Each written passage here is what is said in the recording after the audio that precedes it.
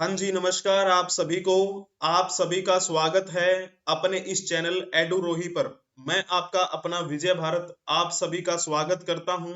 जैसे कि आपको पता है, हम डेली करंट अफेयर्स एनालिसिस किया करते हैं विद एमसीक्यूज।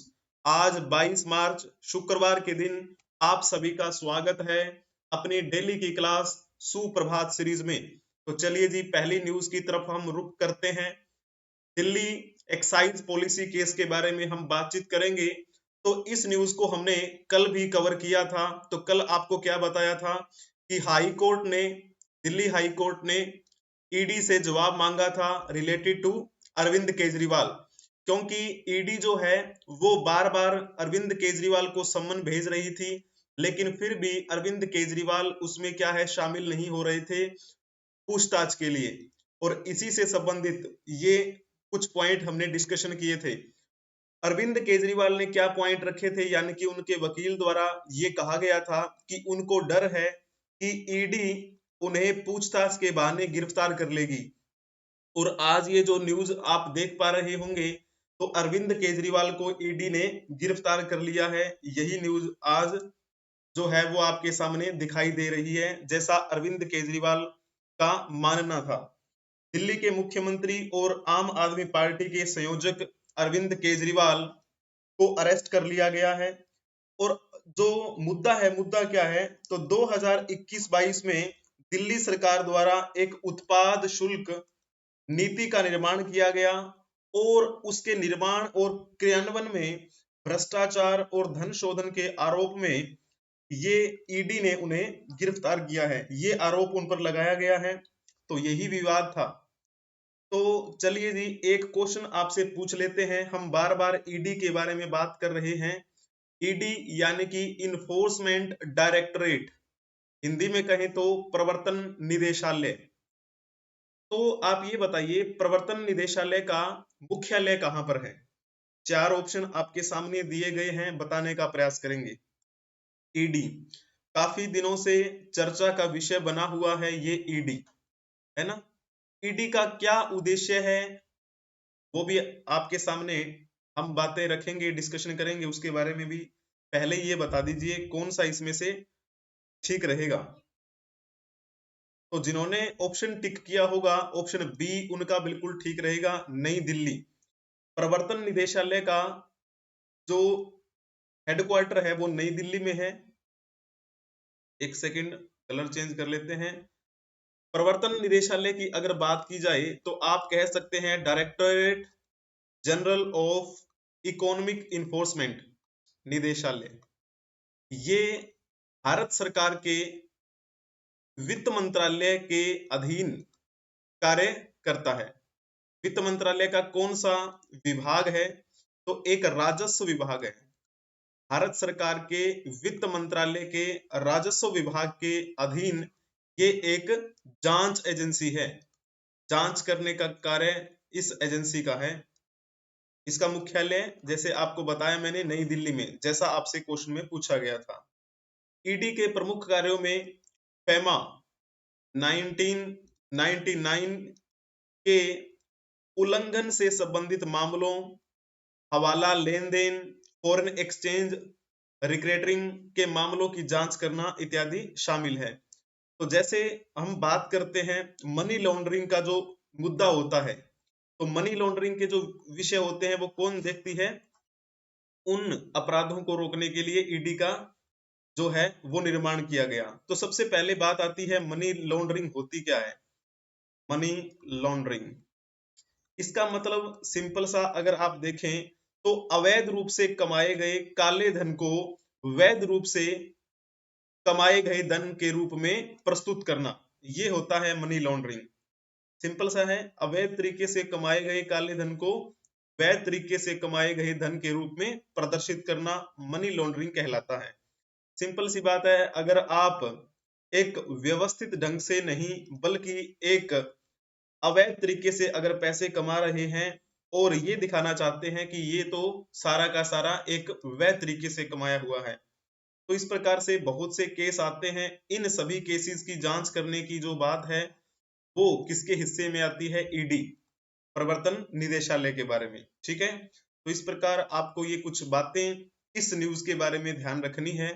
अब हम चलते हैं दूसरी न्यूज के बारे में। दूसरी न्यूज ये है कि भर्तरी मेहताब असॉल्ट केस। भर्तरी मेहताब जो है वो कौन है? वो लोकसभा के सांसद हैं। किस पार्टी से? तो बीजू जनता दल लोकसभा सांसद। ये 6 बार सांसद रह चुके हैं और 13 साल पहले की घटना है कि इन पर एक केस लगा था। केस ये लगा था कि एक वहां पे जगह पड़ती है जिसका नाम है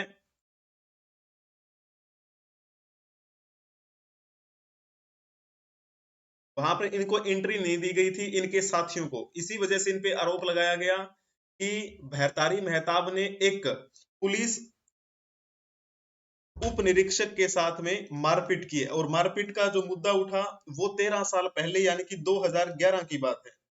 ठीक है, लेकिन अब अचानक उस मुद्दे को उठाया गया। और आपको पता है जनरल इलेक्शन होने वाले हैं, अभी नजदीक है 2024। तो इससे जस्ट पहले ये मुद्दा उठाया जाना, तो इसी वजह से ये सवाल भी खड़ा करता है। ठीक है ना? तो ये कुछ बिंदु जो आपको इसके, हाँ, वो जो जगह थी Netaji Subhash Chandra Bose birth place museum है एक कटक में, वहां पर इनको और इनके साथियों को एंट्री नहीं दी गई थी, जिसकी वजह से ये केस लगा। लेकिन उस समय तक कोई भी इन पर कार्रवाई नहीं हुई, कोई भी मुद्दा नहीं उठा। लेकिन इलेक्शन से पहले जो ये मुद्दा उठाया गया है, इसके जो मायने हैं वो आप समझ भी सकते हैं। अभी जैसे मैंने आपको बताया, ये लोकसभा सांसद हैं किस पार्टी से? बीजू जनता दल, जिसे शॉर्ट फॉर्म में बीजेडी कहा जाता है। तो आप इसके बारे में बता दीजिए थोड़ा सा। बीजेडी का गठन रिक्त स्थान को हुआ था। कौन सा ऑप्शन इसमें से ठीक रहेगा, जल्दी से बताना। बीजू जनता दल जो है वो ओडिशा की बहुत ही महत्वपूर्ण पार्टी है, एक ओडिशा की। ठीक है, तो इसकी जो स्थापना की बात की जाए तो इसकी स्थापना 26 दिसंबर 1997 को हुई थी। किसने की थी? तो नाम आता है नवीन पटनायक। नवीन पटनायक जो काफी लंबे समय तक वहां के मुख्यमंत्री रहे हैं। और इनके पिताजी का नाम क्या था? नवीन पटनायक के जो पिता हैं उनका नाम था बीजू पटनायक।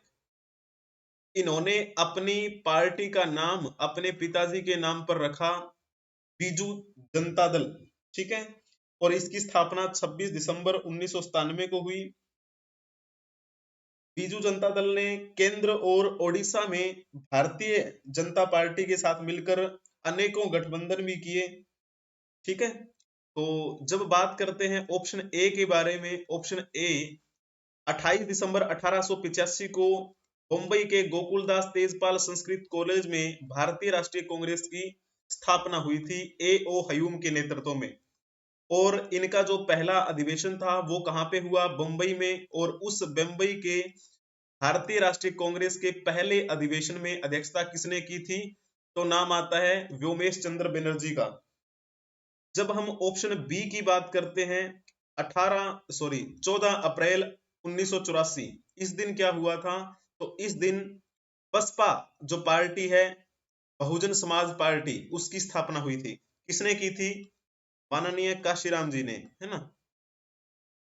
और जब बात करते हैं 9 दिसंबर 2018 के बारे में, इस दिन कुछ खास हुआ था। तो हाँ, एक पार्टी बनी थी जिसे हम क्या बोलते हैं? जजपा। और किसने बनाई थी? ये दुष्यंत चौटाला। दुष्यंत चौटाला,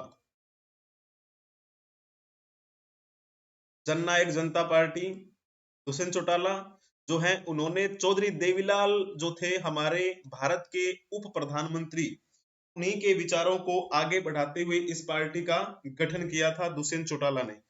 तो ये कुछ बिंदु थे। बीजू जनता दल जो है बड़ी एक फेमस पार्टी है। अगर थोड़ा सा हम इसके बारे में जानने का प्रयास करेंगे, साथ में कुछ पॉइंट भी क्लियर हो जाएंगे। ओडिशा की बात करें तो ओडिशा में विधानसभा की 147 सीटें हैं। अब जब 2014 की बात करते हैं, केंद्र में सरकार बनी थी बीजेपी की, तो बहुत सी जो पॉइंट है, मतलब बहुत से राज्यों में उनकी सरकार भी देखने को मिली। तो 147 विधानसभा की सीटों में से 2014 में बीजू जनता दल ने 117 सीटें जीती थी उस समय, और वहां पर लोकसभा की सीटें हैं 21। तो 21 में से 20 सीटें जीती थी बीजू जनता दल ने, यानी कि इनकी लोकप्रियता कितनी है वहां अपने राज्य उड़ीसा में, तो आप अंदाजा लगा सकते हैं। ठीक है, तो ये कुछ बिंदु थे, आपको ये पॉइंट ध्यान में रखने हैं। चलिए जी, अब हम चलते हैं। देखिए, बीजू जनता दल जो है ना, उसका सिंबल क्या है? ये शंख है, शंख। शंख तो देखो अपने भारतीय परंपरा में प्राचीन बड़ा महत्वपूर्ण एक रहा है ना। भगवान विष्णु की बात करते हैं तो उनके शंख का नाम क्या था? पांच जन्य, है ना, पांच जन्य, यानी पांच, और जन यानी कि जीव, पांचों प्रकार के जीवों पर उनका अधिकार है, ऐसा आपको देखने को मिलेगा। आपने पढ़ा भी होगा भारतीय इतिहास के बारे में। अब फिर तीसरी न्यूज की तरफ हम चलते हैं। तीसरी न्यूज में जैसे इलेक्टोरल बॉन्ड की बात करते हैं। काफी दिनों से इलेक्टोरल बॉन्ड मुद्दा बना हुआ है, और जैसे कि आपको पता है सुप्रीम कोर्ट ने आदेश दिया था एसबीआई को कि वो इलेक्टोरल बॉन्ड की जो लिस्ट है वो जारी करे।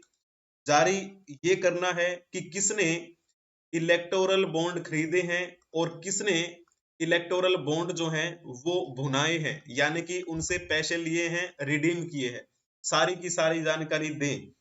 फिर धीरे धीरे एसबीआई जो है वो इस बारे में कुछ न कुछ रिपोर्ट जारी करता रहा है। किसके पास?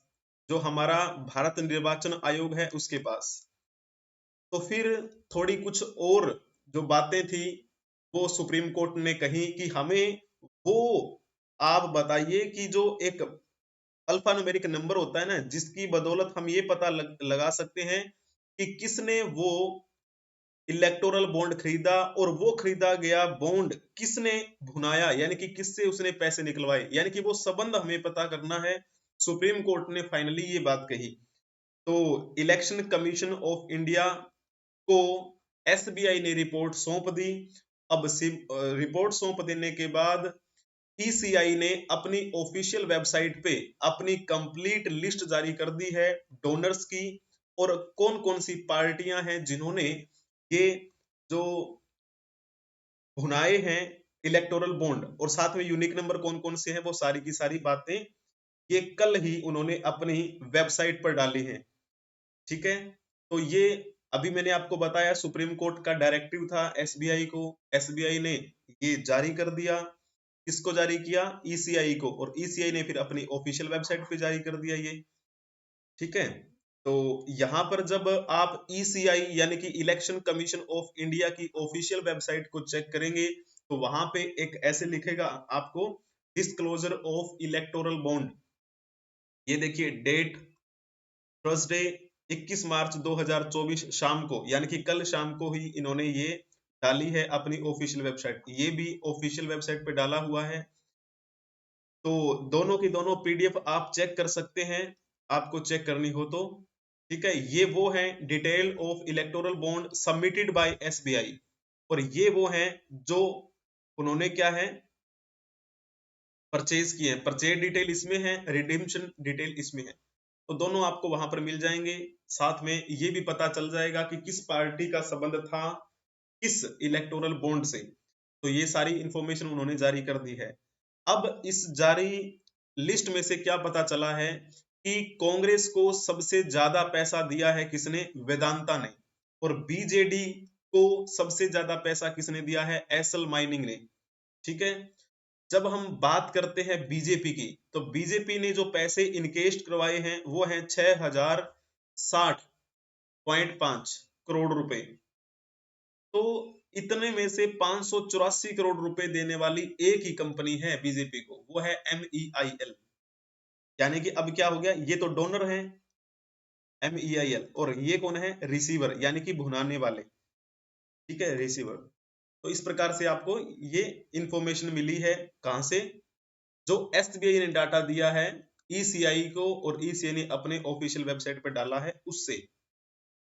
तो Vedanta limited was the biggest donor of electoral bond for the Congress, while mega engineering and infrastructure limited was the biggest donor for Bharat राष्ट्र समिति यानी कि बीआरएस। तो इस प्रकार आपको ये कुछ बिंदु ध्यान में रखने हैं। हम बार बार कई दिनों से इलेक्टोरल बॉन्ड प्रणाली के बारे में बात कर रहे हैं। सुप्रीम कोर्ट बार बार आदेश देते जा रहे हैं एसबीआई को। तो चलिए एक क्वेश्चन पूछ लेते हैं आपसे इलेक्टोरल बॉन्ड से संबंधित। आपको ये बताना है इलेक्टोरल बॉन्ड प्रणाली शुरू कब की गई थी। तो जल्दी से इसके बारे में बता दीजिए कौन सा ऑप्शन ठीक रहेगा। तो जिन्होंने इसमें ऑप्शन टिक किया होगा ऑप्शन ए उनका बिल्कुल ठीक है। 2017 में इलेक्टोरल बॉन्ड प्रणाली की शुरुआत हुई और 2018 में इसे लागू कर दिया गया। ठीक है, अब फाइनली जो लिस्ट है एसबीआई के द्वारा भेज दी गई है ईसीआई के पास और वो जारी भी कर दी गई है ईसीआई के द्वारा। चलिए जी, बहुत बढ़िया। नेक्स्ट न्यूज की तरफ हम प्रस्थान करते हैं। दिल्ली हाई कोर्ट ने नोटिस सेंड किया है केंद्र को इसके खिलाफ जो क्रूर कुत्ते थे है ना उन पर प्रतिबंध लगाने की जो बात कही गई थी मार्च 12 तारीख को। तो उसमें जो है वो हमें क्या बात ध्यान में रखनी है। दिल्ली उच्च न्यायालय ने 21 मार्च को इन क्रूर कुत्तों की जो 23 नस्लों पर प्रतिबंध लगाने की और वर्तमान में जो मालिक हैं उन कुत्तों के उनसे संबंधित यानी कि जो अधिसूचना है उस पर चुनौती देने वाली याचिका पर केंद्र को नोटिस जारी किया है। सुनवाई के दौरान अदालत ने ये टिप्पणी भी की कि केंद्र की अधिसूचना डोमेन विशेषज्ञों द्वारा लिया गया एक नीतिज्ञ मतलब क्या था, एक नीतिगत निर्णय था, यानी कि जो पॉलिसी डिसीजन है उनके द्वारा जो लाया गया। ठीक है, और इसी के साथ अदालत ने यह भी संकेत दिया कि अधिसूचना के दूसरे पहलू पर भी गौर किया जा सकता है जिसमें प्रतिबंधित नस्ल के कुत्तों के सभी मौजूदा मालिकों को अपने पालतू जानवरों की जबरन नस्बंदी करने का आदेश दिया गया है। तो सबसे पहले इसी से संबंधित एक क्वेश्चन पूछ लेते हैं कि जो कुत्ते होते हैं कुत्तों के काटने से कौन सी बीमारी फैलती है। कुत्तों के काटने से रिक्तान नाम की बीमारी होती है, जल्दी से बताइए। और इसी वजह से कुछ जो नस्लें ऐसी हैं जिन पर केंद्र सरकार ने प्रतिबंध लगाने की बात कही थी। तो जिन्होंने इसमें ऑप्शन टिक किया होगा ऑप्शन ए उनका बिल्कुल ठीक रहेगा। रेबीज की बीमारी हो जाती है। जब बात करते हैं रेबीज के लक्षण क्या हैं, इसमें आपको सिर दर्द होता है और बुखार रहने लग जाता है और जहां पे घाव हुआ है यानी कि जहां पे कुत्ते ने काटा हो तो वहां पर खुजली होती है, चुभन होने लगती है। ये एक लाइलाज बीमारी है। रेबीज से पीड़ित व्यक्ति की आमतौर पर वैसे तो मौत हो जाती है। रेबीज से संक्रमित जानवर के काटने से रेबीज का ही संक्रमण फैलता है। और ये कैसे कैसे, तो कुत्ते के काटने से ये फैल जाता है, बिल्ली के काटने से, और जो बंदर होते हैं बंदर की लार में भी रेबीज का वायरस पाया जाता है। ठीक है, जब ये जानवर किसी को काटते हैं तो उनकी लार के जरिए रेबीज का वायरस इंसानों के खून में पहुंच जाता है और फिर ये संक्रमण फैलता है। और जब बात करते हैं कुत्ते ने मान के चलो कि खरोच भी लगा दी तो कुत्ते के खरोंचने भर से यह वायरस इंसान के शरीर में घुस सकता है और जानलेवा बीमारी रेबीज को पैदा कर सकता है। अगर काटने के तुरंत बाद ही एंटी रेबीज इंजेक्शन लगा लिया जाए तो व्यक्ति को रेबीज होने से बचाया जा सकता है। ठीक है, तो इस बात का हमें ध्यान में रखना है। और यहां पर इसमें सेकंड ऑप्शन में लिखा हुआ है खसरा। जब खसरे की बात करते हैं तो ये भी एक संक्रमक संक्रमण है। और जब छोटे बच्चों की बात करते हैं तो छोटे बच्चों में ये ज्यादातर हो जाता है जिससे छोटे बच्चों की मृत्यु भी हो जाती है। मलेरिया की बात करते हैं तो ये तो आपको पता है मच्छरों के काटने से होता है ना। और जब फाइलेरिया की बात करते हैं तो ये कीड़ों की वजह से होता है, कीड़ों की वजह से। परजीवी कीड़े जो होते हैं उनकी वजह से फाइलेरिया रोग फैल जाता है। तो ये कुछ बिंदु थे थर्ड न्यूज के बारे में। अब हम जब बात करते हैं फिफ्थ न्यूज के बारे में, इंडिया, मोजाम्बिक, तंजानिया, इन तीनों देशों ने मिलकर एक क्या किया है, ट्राइलेट, एक आप कह सकते हैं अभ्यास शुरू किया है, एक्सरसाइज शुरू की है, और इसका नाम क्या रखा है, IMT ट्रीलेट। ट्री यानी कि त्रि है, तीन है ना इसमें, आई मतलब इंडिया, एम मतलब मोजाम्बिक, टी मतलब तंजानिया। तो इन तीनों ने मिलकर ये अभ्यास शुरू किया है। ये एक समुद्री अभ्यास है, समुद्री, ठीक है। अभ्यास के वर्तमान संस्करण की योजना 2 चरणों में बनाई गई है।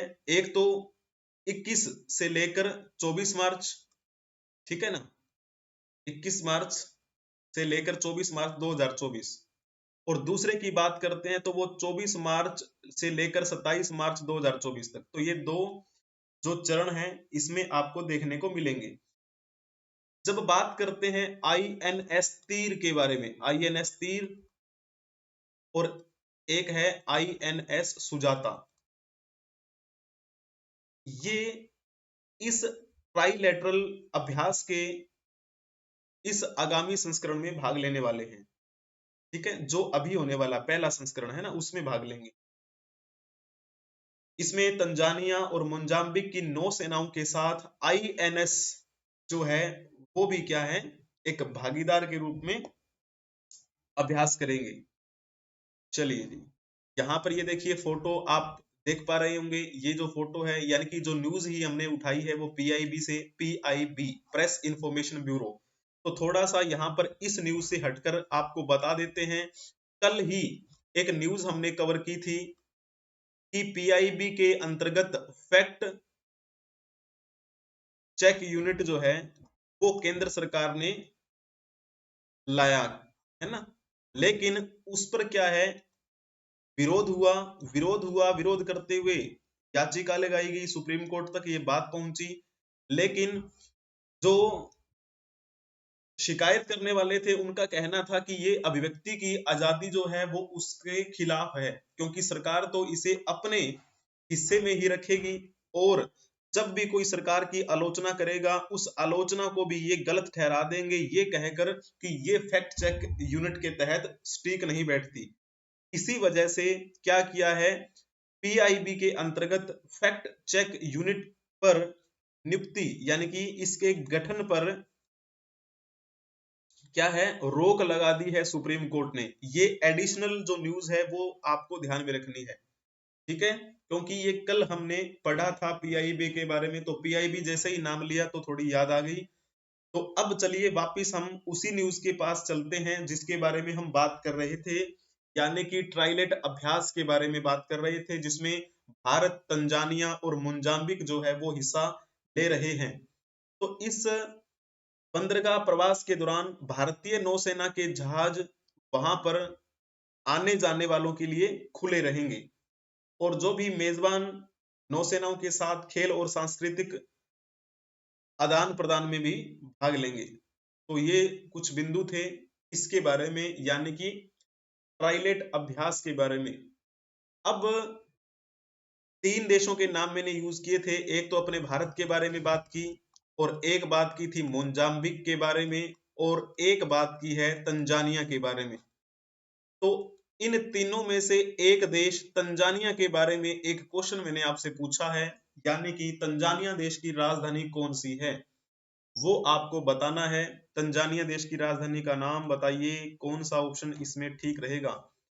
जिन्होंने लिखा होगा ना बी ऑप्शन डोडोमा, उनका बिल्कुल ठीक है। तंजानिया एक अफ्रीकी महाद्वीप में स्थित एक देश है, अफ्रीकी महाद्वीप में स्थित एक देश है जिसकी राजधानी है डोडोमा। और जब बात करते हैं दार उल इस्लाम, ये तंजानिया की ही राजधानी हुआ करती थी 1996 से पहले। अब डोडोमा है। 1996 में वहां की सरकार ने सार्वजनिक जनमत संग्रह से दार एस असलाम को राजधानी न बनाकर डोडोमा को राजधानी बना दिया। डोडोमा इस तंजानिया देश के लगभग मध्य क्षेत्र में स्थित है। डोडोमा में संसद और कुछ सरकारी कार्यालय भी हैं। जब बात करते हैं दार अस असलाम के बारे में, ये जो है वहां का सबसे प्रमुख वाणिज्यिक शहर है, व्यापारिक दृष्टि से बड़ा महत्वपूर्ण शहर है ये दार एस असलाम। ठीक है। जब बात करते हैं इस देश के स्थल रुद्ध पड़ोसी देशों के लिए सबसे प्रमुख बंदरगाह की भूमिका भी ये निभाता है। ठीक है, तो ये तो हुई बात हमारी तंजानिया से संबंधित। तंजानिया कैसे बना था? तो तंजानिया तंगनाइका और जंजीबार का जब विलय हुआ था ना, उससे बना था। तंगनाइका और जांजीबार के विलय से बना था तंजानिया। 1964 की बात है जब तंगनाइका और जांजीबार का संयुक्त गणराज्य अस्तित्व में आया ये। ठीक है, उसी साल इसका नाम बदल दिया गया और नाम रख दिया गया तंजानिया। ठीक है जी। तो चलो, जब बात करते हैं ऑप्शन सी के बारे में, क्या लिखा है इसमें? मनामा। मनामा कहाँ की राजधानी है? बहरीन की राजधानी है मनामा। ठीक है, और मैपुटो कहाँ की राजधानी है? तो एक आपसे न्यूज में बताया था मैंने नाम, मोजाम्बिक। मोजाम्बिक की राजधानी है मैपुटो। तंजानिया की राजधानी है डोडोमा। भारत की राजधानी है न्यू दिल्ली। तो ये जो तीन देश हैं, ठीक है, तो वो जो है वो इसमें हिस्सा ले रहे हैं। और इसका नाम क्या रखा गया है? IMT। आई से इंडिया, एम से मोजाम्बिक, टी से तंजानिया। IMT ट्रिलेट अभ्यास में ये हिस्सा ले रहे हैं। एक समुद्री अभ्यास है ये। तो ये कुछ बिंदु जो हैं वो इससे संबंधित आपको पता चले। इंटरनेशनल टेलीकम्युनिकेशन यूनियन ने भारत को सह अध्यक्ष चुना है। किसके लिए? डिजिटल इनोवेशन बोर्ड के लिए। यानी इसको अगर हिंदी में कहें तो आप कहेंगे अंतरराष्ट्रीय दूरसंचार संघ। तो इस अंतरराष्ट्रीय दूरसंचार संघ ने भारत को डिजिटल इनोवेशन बोर्ड का सह अध्यक्ष चुना। भारत में ITU area office, digital innovation board, digital transformation lab, global innovation centre को बढ़ाने के लिए विभिन्न पहलों पर सहमति बनाई है। और इसके साथ ही भारत जापान संयुक्त कार्य समूह की निरंतरता, जिसमें साइबर सुरक्षा, ORAN, क्वांटम और प्रौद्योगिकी जैसे उभरते हुए क्षेत्र शामिल हैं। तो इन क्षेत्रों को ध्यान में रखते हुए ये आगे की रणनीति बना रही है। और साथ में अगर देखें तो भारत और बहरीन, बहरीन की राजधानी क्या है? मनामा। अभी पिछले ही क्वेश्चन में कवर किया था ना। तो भारत और बहरीन ने ICT क्षेत्र में सक्रिय सहयोग के निर्माण के लिए, जैसे artificial intelligence, 5G use case, cyber security, developing data embassy, तो इन क्षेत्रों के विकास के लिए क्या है, कुछ रणनीतियां बनाई है कि इस क्षेत्र में हम कितना बेहतर कर सकते हैं। आर्टिफिशियल इंटेलिजेंस का जमाना है, आगे 5G जो है उसका भी क्या है, बड़े स्तर पर प्रयोग करना है। और साइबर सुरक्षा जो है वो भी हमें बेहतरीन बनानी है, डाटा एम्बेसी का विकास करना है। इन पहलुओं को ध्यान में रखते हुए ये सूचना जो है इन्होंने की है। तो अब इसी से संबंधित, जैसे मैंने अभी आपको बताया, इंटरनेशनल टेलीकम्युनिकेशन यूनियन ने भारत को एक क्या बनाया है? भारत ने सह अध्यक्ष चुना है। तो उस अंतरराष्ट्रीय दूरसंचार संघ के बारे में एक क्वेश्चन है कि इस अंतरराष्ट्रीय दूरसंचार संघ का मुख्यालय कहां पर है? ये आपको बता देना है। जल्दी से बता देंगे कहां पर है इनका मुख्यालय। अंतरराष्ट्रीय दूरसंचार संघ यानी ITU sorry, international telecommunication union की स्थापना 1865 में हुई थी। अंतरराष्ट्रीय स्तर पर दूरसंचार, सूचना और संचार प्रौद्योगिकियों के लिए ये एक संयुक्त राष्ट्र की एजेंसी है, यानी कि UN की एक एजेंसी है जिसका मुख्य उद्देश्य है कि अंतरराष्ट्रीय स्तर पर सूचनाओं का आदान प्रदान करना और उससे संबंधित बेहतरीन जो है वो विकास करना, और दुनिया को जितने भी हम देशों की बात करते हैं उन देशों के सभी लोगों को एक साथ जोड़ना और लोगों के संवाद करने के अधिकार की रक्षा करना, उसका समर्थन करना इसका उद्देश्य है। और इसके मुख्यालय की बात की जाए तो इसका मुख्यालय कहाँ है? जिनेवा, स्विट्जरलैंड में। ठीक है, तो ये कुछ बिंदु हैं जो आपको ध्यान में रखने हैं। अभी हमने बताया था कि भारत जो है उसको सह अध्यक्ष चुना है इस ITU ने, डिजिटल इनोवेशन बोर्ड के लिए। तो उसमें जो सह अध्यक्षता में कौन भाषण दे रहे थे, तो नाम आता है डॉक्टर नीरज मित्तल का। डॉक्टर नीरज मित्तल ये भारतीय सरकार के दूरसंचार विभाग के सचिव हैं। डॉक्टर नीरज मित्तल कौन है? दूरसंचार विभाग के सचिव की भूमिका निभा रहे हैं। और यही जो है 18 मार्च से होने वाली इस दूरसंचार की महत्वपूर्ण बैठक में सक्रिय भूमिका में भी रहे। ठीक है जी, इस प्रकार आपको बातें ध्यान में रखनी है। चलो जी, नेक्स्ट न्यूज की तरफ हम चलते हैं। अर्थव्यवस्था में हाइड्रोजन और ईंधन सेल के लिए अंतरराष्ट्रीय साझेदारी की 41वीं संचालन समिति की बैठक में हरित हाइड्रोजन को बढ़ावा देने के लिए बिजनेस मॉडल विनिमय और बुनियादी ढांचे के बारे में विचार विमर्श किया गया। मैंने आपको 1-2 दिन पहले भी इस न्यूज को कवर किया था, लेकिन अब इसमें थोड़ी अपडेट आई है। तो जैसे कि आपको पता है हाइड्रोजन के बारे में बात करते हैं, अगर इसको ईंधन के रूप में प्रयोग करेंगे तो इसकी दक्षता बड़ी बेहतरीन है। पेट्रोल डीजल के मुकाबले में ये ऊष्मा जो है वो अच्छी देता है और प्रदूषण जो है वो इससे कम होता है। तो इसीलिए इसको ईंधन के रूप में इस्तेमाल करने की बातें चल रही हैं। हमारा जो बिजनेस मॉडल है उसमें किस प्रकार से हम हाइड्रोजन को ला सकते हैं, इससे संबंधित टेक्निक जो है वो हम कैसे विकसित करें, बुनियादी ढांचे को कैसे विकसित करें, उसी से संबंधित जो है ये मीटिंग चल रही है 41वीं। ठीक है, और साथ में इसके बाद में नवंबर में होगी, नवंबर में यूरोपीय हाइड्रोजन सप्ताह जब चलेगा तो उस 42वीं इस संचालन समिति की मेजबानी भी कौन करेंगे? यूरोपीय आयोग के द्वारा किया जाएगा। और इसमें किस किसने हिस्सा लिया है? ऑस्ट्रिया, चिली, फ्रांस, यूरोपीय आयोग, जापान, जर्मनी, नीदरलैंड, संयुक्त अरब अमीरात, इंग्लैंड, अमेरिका, सिंगापुर, दक्षिण कोरिया। तो इनसे सहित काफी जो हैं ये देश इन्होंने भाग लिया। और IPHE प्रतिनिधियों ने अनुसंधान विकास, प्रमुख नीतिगत विकास और उनसे संबंधित जो कुछ हाइड्रोजन से संबंधित कुछ पहलें हो सकती हैं उनके बारे में ये जानकारी दी। ठीक है, और इस समिति ने एक मजबूत हाइड्रोजन व्यवस्था के निर्माण के लिए हाइड्रोजन के परिवहन, उत्पादन, भंडारण के लिए व्यवसायिक मॉडल, वित्त, नीति, विनियमन और सतत वाणिज्यिक तथा आर्थिक मॉडल के क्षेत्रों में अंतरराष्ट्रीय सहयोग और भागीदारी की संभावनाओं के बारे में विचार विमर्श किया।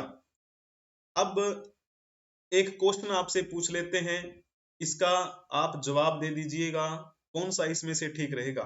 हाइड्रोजन को ईंधन के रूप में इस्तेमाल करने की बात हो रही है, हाइड्रोजन बेस्ड इकोनॉमी बनाए, इसके लिए क्या क्या हम स्टेप उठा सकते हैं, वो सारी की सारी चीजें डिस्कशन की गई हैं इस मीटिंग के दौरान। तो आप ये बताइए कि हाइड्रोजन ईंधन सेल वाहन निकास के रूप में निम्नलिखित कौन से एक का उत्पादन करते हैं? तो जिन्होंने लिखा होगा ना ऑप्शन सी, उनका बिल्कुल ठीक रहेगा। जब भी हम कोई चीज जलाते हैं तो क्या होता है? ऑक्सीजन की आवश्यकता पड़ती है। तो जब हाइड्रोजन की बात करें तो क्या है? प्लस में ऑक्सीजन। अगर हम हाइड्रोजन को जलाएंगे तो हमें क्या होगा? H2O मिलेगा। ठीक है,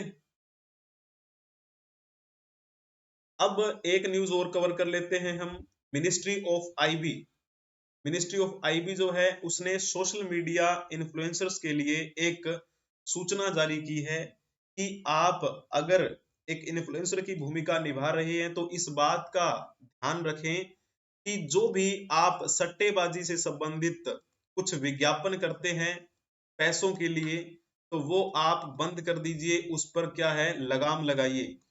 क्योंकि जब आप इन्फ्लुएंसर बन जाते हैं, चाहे आप यूट्यूब पे काम कर रहे हो, चाहे इंस्टाग्राम पे, चाहे किसी अदर सोशल मीडिया प्लेटफॉर्म पे, तो आपको फॉलो करने वाले बहुत होते हैं। कुछ मासूम लोग भी होते हैं जो आपकी बातें बिना सोचे समझे मानते हैं। तो ये आपका भी दायित्व बनता है कि इस बात का आप ध्यान में रखें कि आपके फॉलोअर्स जो हैं, उन्हीं की वजह से आप एक चमकते हुए सितारे हैं, आपके पास पैसा है।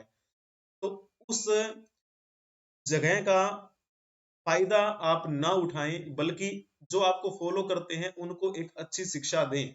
ठीक है, जो भी विदेशी में मतलब एक फॉरेन बेस्ड जो कंपनीज होती हैं, जो ये एडवर्टाइजमेंट आपको करवाने के लिए देती हैं, बदले में आप उनसे पैसा लेते हैं। तो इस तरह की आप न्यूज जो है वो मत लाइए, ताकि जो है हमारा युवा खराब हो। अगर ऐसा हुआ, यानी आपने ये बातें नहीं मानी, तो आपका क्या है अकाउंट क्लोज कर दिया जाएगा, आपका अकाउंट उड़ा दिया जाएगा।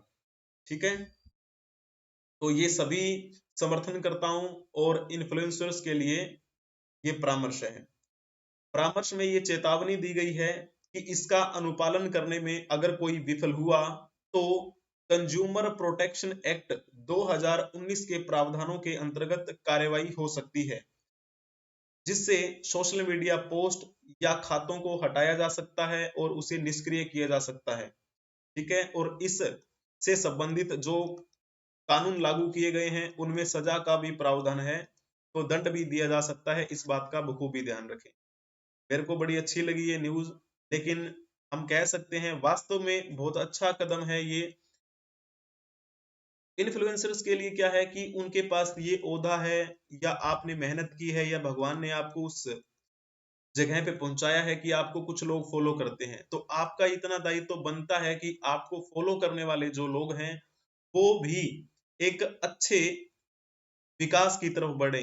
आप उन्हें गलत चीजें ना दिखाएं, गलत चीजें के लिए एडवर्टाइज जो है वो ना करें, है ना। अगर आप अच्छी एडवर्टाइजमेंट करेंगे, तो वो उस अच्छी एडवर्टाइजमेंट को अपनाएंगे, क्योंकि वो आपको फॉलो करते हैं। और कई तो ऐसे होते हैं जो बिना सोचे समझे आपको फॉलो करते हैं, तो आपका कर्तव्य बनता है। और इससे संबंधित ministry of information and broadcasting ने बहुत अच्छा निर्णय दिया है। और वैसे भी इतनी तो समझ हमें भी है कि हमें अपने देश के लिए या फिर अपने समाज के लिए किस तरह के कदम उठाने चाहिए। क्या हमें ये इस प्रकार की जो सट्टेबाजी से संबंधित या कुछ भी, मतलब जिसे लत लगती हो, जिससे घर खराब होता हो, है ना, उसकी एडवर्टाइजमेंट करना गलत ही है वैसे तो, है ना। तो अभी इसी से संबंधित एक क्वेश्चन आपसे पूछ लेते हैं, ministry of information and broadcasting से संबंधित, यानी कि सूचना एवं प्रसारण मंत्रालय से संबंधित। तो आप ये बता दीजिए कि वर्तमान समय में केंद्रीय सूचना एवं प्रसारण मंत्री कौन है? Who is the present union minister of information and broadcasting? तो जल्दी से बताने का प्रयास करेंगे कौन सा इसमें से ऑप्शन ठीक रहेगा। जिन्होंने लिखा होगा ना ऑप्शन बी अनुराग सिंह ठाकुर, उनका बिल्कुल ठीक रहेगा। बहुत ही बढ़िया। डॉक्टर सुब्रमण्यम जयशंकर के बारे में तो हर कोई जानता होगा। तो जो हमारा विदेश मंत्रालय है, विदेश मंत्रालय के ये मंत्री हैं। ठीक है, डॉक्टर सुब्रमण्यम जयशंकर, ये तो बड़ी चर्चा में रहते हैं हर दिन। जब हम बात करते हैं डॉक्टर जितेंद्र सिंह के बारे में, तो ये किसके कैबिनेट मंत्री हैं? कौन से मंत्रालय के? विज्ञान और प्रौद्योगिकी मंत्रालय। ठीक है, विज्ञान और प्रौद्योगिकी मंत्रालय, साइंस एंड टेक्नोलॉजी से संबंधित। और आपसे एक ऑप्शन दिया गया है डी में, अश्विनी वैष्णव। क्या आप इनके बारे में बता सकते हैं ये किससे संबंधित है? तो इलेक्ट्रॉनिकी एंड इंफॉर्मेशन, इलेक्ट्रॉनिकी एंड सूचना प्रौद्योगिकी मंत्रालय इनके हाथों में है। तो इस प्रकार से ये न्यूज आपको मैंने बताई। और कुछ न्यूज ऐसी होती हैं जो हम कौन सी कवर करते हैं, तो कुछ न्यूज ऐसी हैं जो हम पीआईबी की है वो लेकर आते हैं, और कुछ न्यूज जो द हिंदू, द हिंदू मुख्यतः ये रहती हैं, और पीआईबी, पीआईबी के बारे में मैंने आपको बता ही दिया। एक अदर से पॉइंट जैसे फैक्ट चेक यूनिट की बात कर रहे थे, केंद्र सरकार के द्वारा ये लाया गया था, वो भी अचानक इलेक्शन से पहले, तो उस पर गठन ना हो, यानी उस पर रोक लगाई जाए, इसी बात को लेकर कई याचिकाएं सुप्रीम कोर्ट में पहुंची और अंत में सुप्रीम कोर्ट ने भी सभी की सुनवाई करते हुए उस पर रोक लगा दी कि हाँ, हो सकता है कि ये एक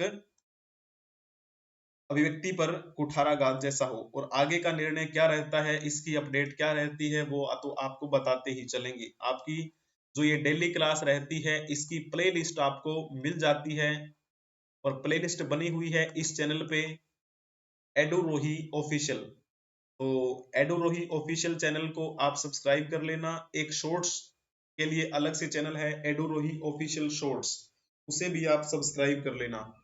वीडियो अगर पसंद आई है तो लाइक कर दीजिए, चैनल को सब्सक्राइब कर लीजिए और अपने दोस्तों को भी शेयर कर दीजिए। ठीक है, आप सभी का धन्यवाद। आप हमें फॉलो कर सकते हैं टेलीग्राम पे, फेसबुक पे, ट्विटर, एक्स, इंस्टाग्राम और व्हाट्सएप पे भी। ठीक है, जब आप सर्च करेंगे ना EDUROHI24, तब आप चाहे टेलीग्राम पे सर्च करें चाहे किसी भी प्लेटफॉर्म पे, अपना ही चैनल दिखेगा। और टेलीग्राम पे आपको इस क्लास की पीडीएफ मिल जाएगी बिल्कुल फ्री में। ठीक है, तो वहां भी आप बने रहिए। आप सभी का बहुत बहुत धन्यवाद। हम मिलेंगे नेक्स्ट क्लास में, तब तक के लिए हंसते रहें, मुस्कुराते रहें।